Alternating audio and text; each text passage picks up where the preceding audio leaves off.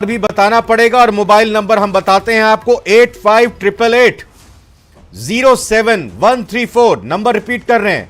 पिछली बार भी बढ़ चढ़कर आप लोगों की तरफ से ये देखिए ये सेल्फी पॉइंट्स जहां चुनाव आयोग की तरफ से बनाए गए हैं और ये न्यूज 18 की टीम ने भी तैयारी आप लोगों के लिए की है कि सेल्फी लीजिए अपनी स्याही वाले निशान की कि आप मत डाल चुके हैं। आप अपनी तस्वीर हमें व्हाट्सएप कीजिए। हमारा नंबर है 8588071134 और ये देखिए बीजेपी अध्यक्ष सीपी जोशी की भी तस्वीर आप देख सकते हैं।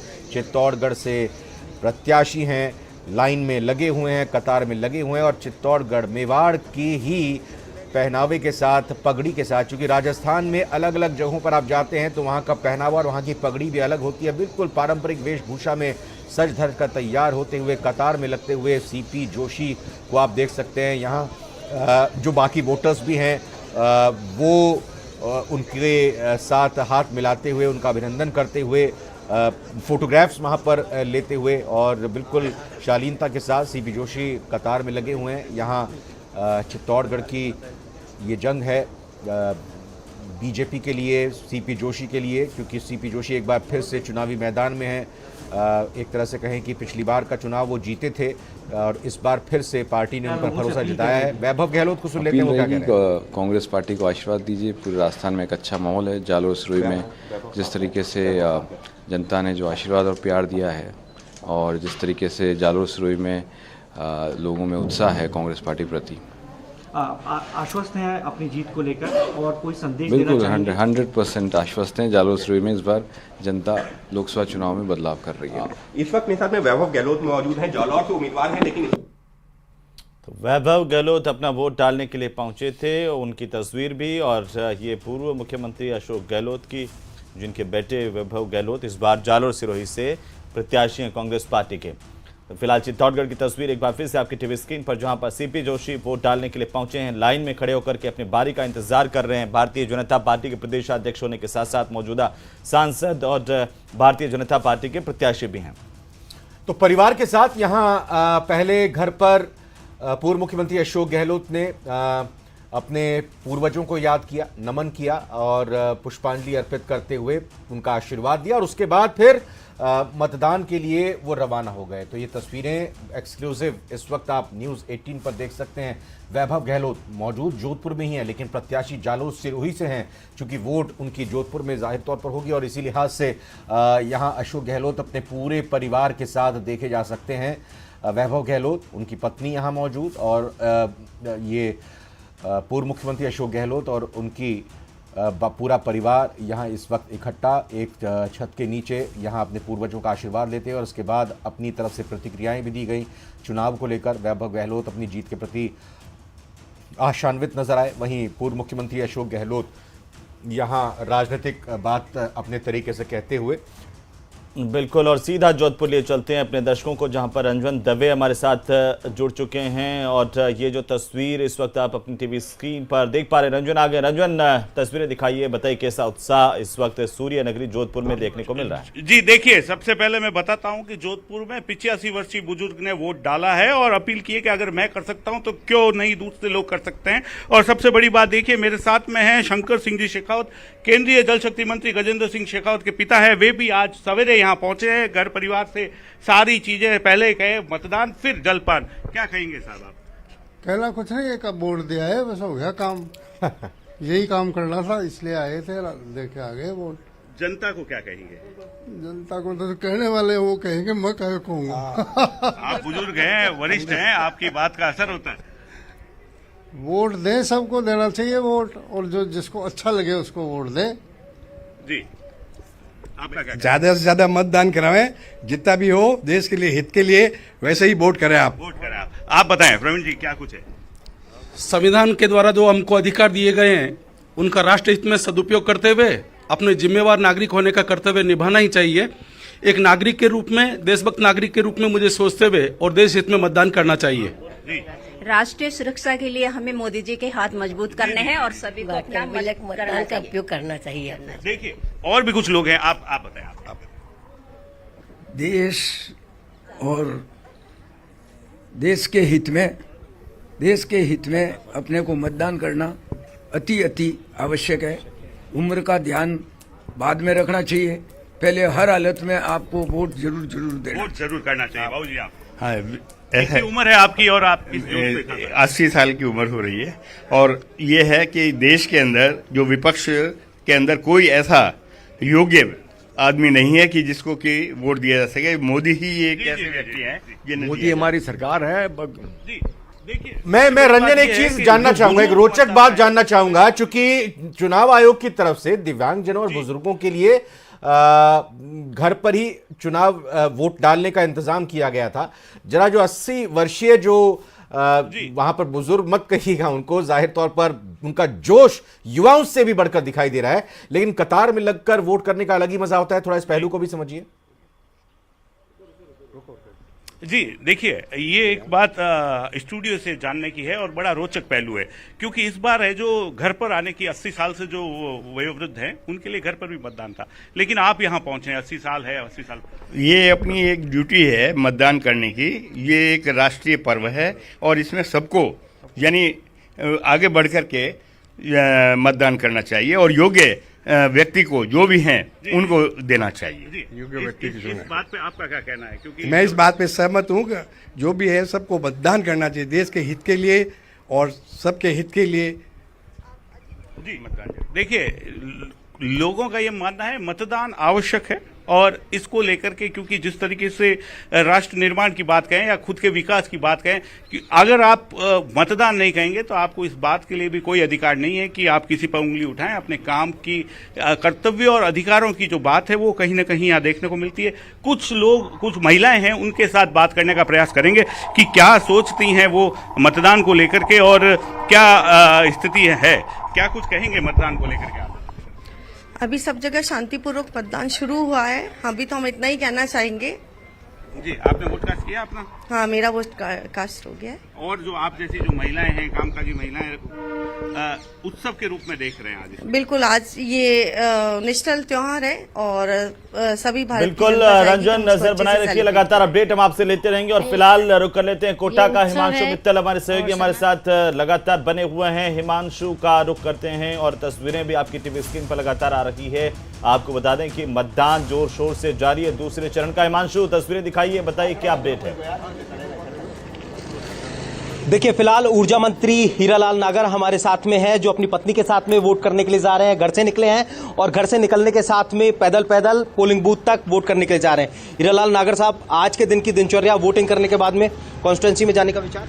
देखिए, सुबह सुबह पहले मतदान, बाद में जलपान, और पहले मतदान करके और हम जलपान करके फिर मेरे जहाँ भी क्षेत्र में जो बूथ है वहाँ पर कार्यकर्ताओं से मिलना जुलना और उनको एक ऊर्जा भरना कि हमारा हर कार्यकर्ता दिन भर इस मतदान के दिन पूरी ऊर्जा के साथ में अपने क्षेत्र में मतदाता को निकालने के लिए लगा रहे।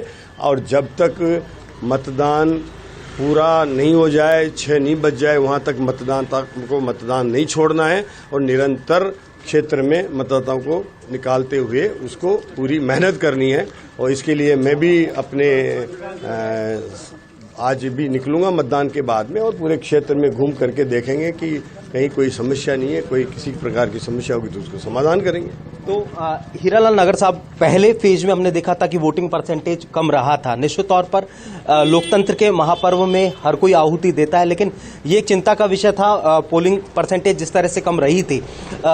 इस बार क्या मानते हैं कि लोगों में उत्साह है, क्रेज है और अब कोई बदलाव आएगा? देखिए, पहले फेज में मतदाता में जो प्रतिशत कम रहा उसका कारण रहा है कि कांग्रेस के मतदाता में रुझान नहीं है, उसको अपेक्षा नहीं है कि हमारी सरकार बनेगी। इसलिए कई कांग्रेस का मतदाता मतदान करने ही नहीं गया, वो घर से ही नहीं निकला, क्योंकि उसको मालूम है कि अगर वो बीजेपी को वोट देने की मानसिकता नहीं है तो वो वोट देने नहीं गया, क्योंकि मैं क्यों जाऊं जब सरकार ही नहीं बन रही है तो अपना क्यों समय व्यर्थ करूं। इस वजह से मतदान प्रतिशत कम हुआ है। तस्वीरें भी आ रही हैं। अभिनेता प्रकाश राज अपना मतदान करने के लिए पहुंचे हुए हैं, वोट डाला है और इसी बीच आप सुन रहे हैं हीरालाल नागर को। तो क्या नेता, क्या अभिनेता, सब मत का इतना इस्तेमाल कर रहे हैं। अलग ही मतलब रुझान है कि जब मोदी जी ने जिस तरह से 10 साल में इस देश को आगे बढ़ाया है, देश की सीमाओं को सुरक्षित किया है, महिलाओं का जो उन्होंने बारे में सोचा, इन सबको लेकर के और मतदाता निकल के आएगा। और हमारा कार्यकर्ता निश्चित रूप से दिन भर मेहनत करके हमारे बूथ की एक इतनी प्रशिक्षित टीम है हमारी, वो मतदान के प्रतिशत को बढ़ाने में कोई कमी नहीं रखेंगे। कोटा बूंदी में पिछले मतदान के स्तर को भी हम पार करने के लिए निरंतर प्रयास कर रहे हैं। लगातार आप யுவர் வாய்ஸ் உங்களுடைய குரல் அங்கே எழுப்பணும்னா ப்ளீஸ் ஓட் ரொம்ப முக்கியம்। लोगों के बीच में जो सबसे महत्वपूर्ण मुद्दा है वो क्या पकड़ा, लोगों के जो जब मन को टटोला? देखिए, लोगों के बीच में सबसे बड़ा मुद्दा है, हम उनसे पूछते भी हैं, कभी कोई किसी बुजुर्ग से बात करते हैं कि बाबा क्या है चुनाव में क्या करेंगे, वो एक ही जवाब देता है कि मैं तो मोदी को चुनूंगा और मोदी को पहले पुनः लाना है। भाई क्यों लाना है मोदी को, हम कभी पूछते भी हैं तो वो जवाब देता है कि मोदी ने देश को सुरक्षित किया है, देश को आगे बढ़ाया है। तो इस तरह के कई आम मतदाता जो बुजुर्ग हैं वो भी ऐसा जवाब देते हैं, उनको मोदी के प्रति विश्वास है। इसलिए क्षेत्र में और जहाँ तक कोटा बूंदी का सवाल है, कोटा बूंदी से यहाँ से जो 3 बार से हमारे 2 बार से सांसद रहे, लोकसभा अध्यक्ष रहे, उनकी योजनाएं, उनके द्वारा चलाए गए सामाजिक सरोकार के काम और उनको लेकर के, और उन्होंने CSR कई तरह की केंद्रीय मतलब योजनाओं को ला करके क्षेत्र में विकास का काम किया है, उनको लेकर के भी ओम जी बिरला के प्रति लोगों में एक विश्वास है कि हमारा इतना विकास हो नहीं सकता था अगर ओम जी बिरला जैसे लोकसभा अध्यक्ष इस क्षेत्र से सांसद नहीं होते। छोटा सा रिएक्शन मैम से लेंगे। हीरालाल नागर साहब की पत्नी है मैम, आज घर का कामकाज निपटा लिया या पहले वोटिंग करने के बाद में निपटाने वाले हैं? नहीं, पहले तो वोटिंग का है, उसके बाद कामकाज होगा। उसके बाद काम। तो महिलाओं के लिए कोई मैसेज? महिलाओं से के लिए भी बहुत अच्छा मैसेज है। शादियां आज, मैंने कहा पहले वोटिंग करके आना, फिर पहले वोटिंग करके आना और उसके बाद में दूसरा काम करना। तो ये हीरालाल नागर साहब न्यूज 18 राजस्थान से खास बातचीत कर रहे थे, अपने परिवार के साथ में पहुंचे हैं इंदिरा विहार का ये पोलिंग बूथ, जहां पर हीरालाल नागर ऊर्जा मंत्री अपनी पत्नी के साथ में फिलहाल पोलिंग बूथ के बाहर पहुंचे हैं अपने मत का प्रयोग करने के लिए। बिल्कुल, और ये अपील भी यहां पर की गई। आज शादी है लेकिन पहले मत का इस्तेमाल जरूर कीजिएगा। जी हाँ, सावा है आज और शादियां हैं, लेकिन हमने पहले चरण में भी देखा और इससे पहले भी जब अलग अलग चुनाव होते हैं, एक बहुत आदर्श तस्वीरें, बड़ी खूबसूरत तस्वीरें इस तरह से निकलकर सामने आती हैं कि दूल्हा और दुल्हन 7 फेरे लेने से पहले मतदान केंद्र में पहुंचते हैं, या दुल्हन 7 फेरे लेने के से पहले या लेने के बाद मतदान केंद्र पर पहुंचते हैं। तो इस तरह की तस्वीर भी आती है। पिछली बार हमने तस्वीर देखी कि बारात निकलने वाली है दुल्हन को लेने के लिए, लेकिन उससे पहले पूरी बारात की बारात जाती है मतदान केंद्र में, जिनका वोट होता है अपने उस इलाके में, वोट डालते हैं, उसके बाद फिर बारात रवाना होती है। तो उम्मीद यही है कि इस तरह की तस्वीरें सामने आए। सीपी जोशी को सुनते हैं। भाजपा के पक्ष में मतदान हो, क्योंकि राजस्थान एक वीरों की धरती है, शूरवीरों की धरती है, और इस धरती ने कभी मुगल आक्रांताओं को स्वीकार नहीं किया, उनको खदेड़ा। और इस धरती पर कांग्रेस के शासन में कहीं न कहीं तुष्टीकरण चरम पर रहा। तो ये धरती, चित्तौड़ का किला तो ऐसा है जो भगवा पताका के लिए, सनातन के लिए पूरे देश दुनिया में जाना चाहता है। तो यहाँ कालिका माता, अम्बे माता से आशीर्वाद लिया है कि फिर एक बार मोदी सरकार, जो देश की जन जन के ऊपर यही विश्वास है कि आदरणीय प्रधानमंत्री नरेंद्र मोदी जी प्रधान सेवक के रूप में फिर से आसीन हो और